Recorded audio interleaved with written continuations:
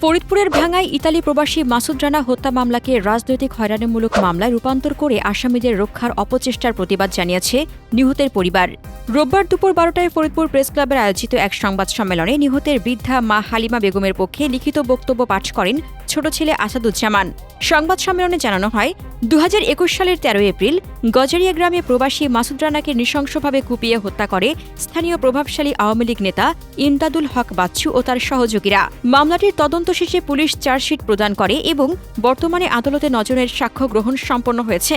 নিহতের পরিবারের অভিযোগ, মামলার 1 নং আসামি ভাঙ্গা পৌর আওয়ামী লীগের সহসভাপতি ইমদাদুল হক বাচ্চু বর্তমান রাজনৈতিক প্রেক্ষাপটকে কাজে লাগিয়ে তদবির বাণিজ্যের মাধ্যমে এই নৃশংস হত্যাকাণ্ডকে রাজনৈতিক মামলা হিসেবে তালিকাভুক্ত করেছেন।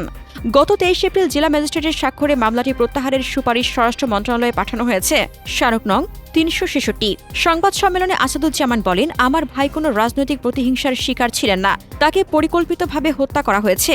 এখন খুনিরা খোলস পাল্টিয়ে ন্যায় বিচার বাধাগ্রস্ত করছে এবং আমাদের পরিবারকে মামলা তুলে নিতে হুমকি দিচ্ছে।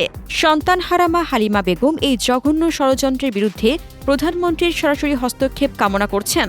তিনি দাবি জানান যেন এই মামলাটি রাজনৈতিক তালিকা থেকে বাদ দিয়ে খুনিদের দৃষ্টান্তমূলক শাস্তি নিশ্চিত করা হয়।